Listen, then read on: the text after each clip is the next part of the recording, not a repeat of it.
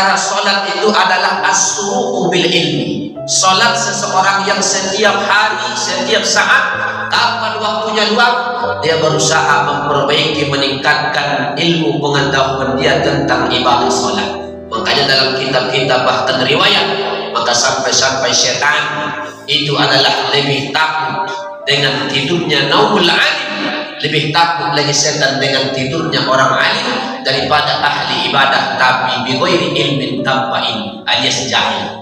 Jadi Bapak Ibu terus kita tingkatkan hadiri majelis khususnya yang berkaitan tentang ibadah sholat, ilmu sholat, baik yang makruh-makruhnya boleh jadi kita baru tahu 10, terus tambah kita dengarkan kajian-kajian, tambah yang sunnah-sunnahnya yang paling penting. Jangan sempat kita tidak mengenal, tidak mengetahui sesuatu yang merusak ibadah sholat kita. Kenapa? Karena ibadah sholat ini ibaratnya jantung badan, ini ibadah-ibadah yang lain, tapi sholat ini ibaratnya jantung yang senantiasa dia berfungsi setiap hari.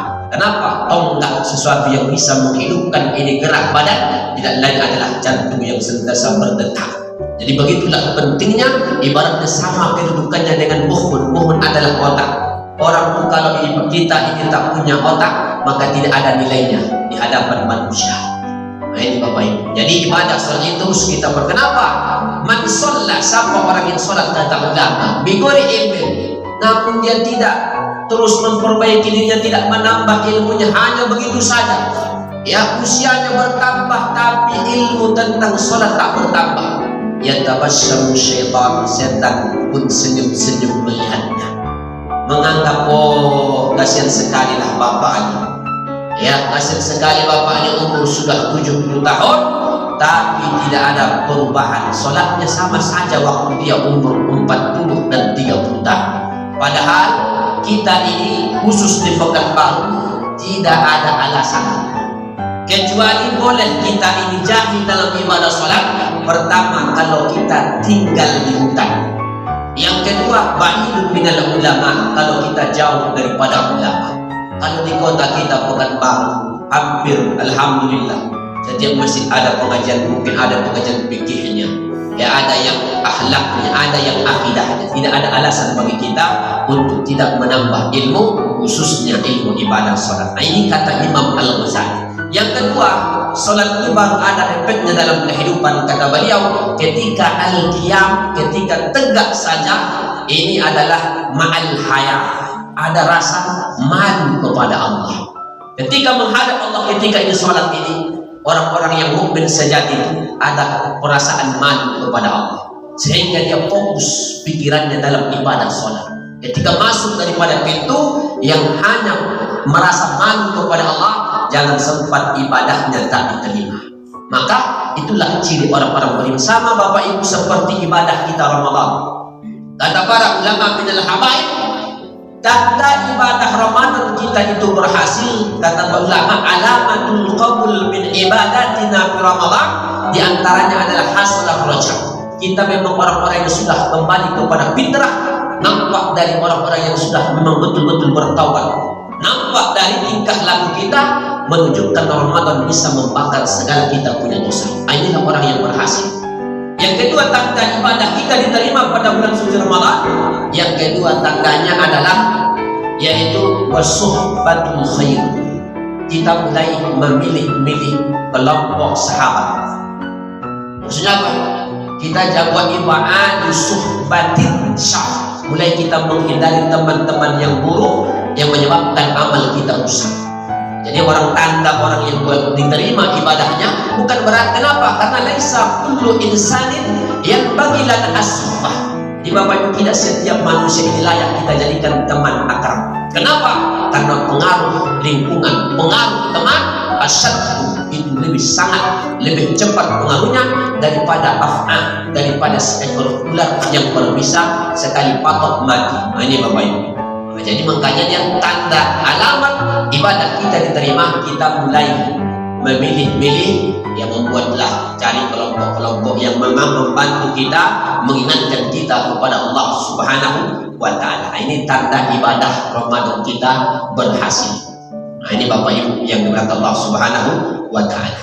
Baru kemudian kata Imam Al-Ghazali lagi, as-salat, yang mana ketika kita ada pelaksanaan salat ma'at ta'zim, memang benar-benar mengagungkan Allah. Jadi ketika kita sudah tegak berdiri, kita tahu di hadapan siapa. Maka kita berusaha uhdur qalbak, hadirkan kita punya hati. Maka menghadirkan kita punya hati ini tentu kita senantiasa mujahadah, berusaha. Pola pikir kita, mindset kita rubah. Bahkan diantara yang bisa mendatangkan kehusukan ini, kata para ulama, diantaranya memang kita mesti punya sholat an-nawafil, sholat sunnah, yang mana haitsu manusia la yaraka, yang mana sholat yang memang satu manusia pun tak melihat kita. Kita mesti punya sholat ini, ibadah walau rakaatan, sekalipun 2 rakaat, tapi manusia tak melihat kita. Nah, ini juga mendatangkan kehusukan pada kita. Tapi yang paling pokok adalah hindari makanan-makanan yang haram, karena makanan yang haram ini berpengaruh dalam aktivitas ibadah kita kepada Allah Subhanahu wa ta'ala. Jadi orang beriman itu qiyamnya itu sudah merasa malu kepada Allah, datangkan rasa haya, merasa dia zulm, merasa hina di hadapan Allah. Dia tidak merasa sombong, karena dalam salat mengajarkan menghilangkan kesombongan, menempelkan kening ke tempat sujud, menghilangkan, mengkikis kesombongan. Lalu kemudian kata beliau, kata Imam Al-Ghazali selanjutnya, wal khuruj minas shalah, yaitu ada ziyadatul khuf. Ketika selesai salat, bertambah ketakutannya kepada Allah. Nampak efeknya, ya. Jadi khuf bertambah. Begitu juga Ramadan. Orang yang berhasil setelah Ramadan, zada khawfahu ilallah, bertambah ketakutannya kepada Allah Subhanahu wa ta'ala. Itulah Bapak Ibu orang yang berhasil, menunjukkan Ramadannya diterima oleh Allah. Boleh jadi dia mungkin sebelum Ramadan, ya mungkin masih bolong-bolong, tapi setelah Ramadan ternyata berhasil. Pada Ramadan berubah. Yang terakhir, di antara ciri berhasil amalnya, kata ulama, minal hawaid wan nasyatu bil ibadah, nampak semangat dalam beribadah, sampai istiqamah, sampai datang malam istiqamah, semangat beribadah. Jadi kalau kita tengok diri kita, kira-kira setelah Ramadan bertambah nggak semangat kita beribadah?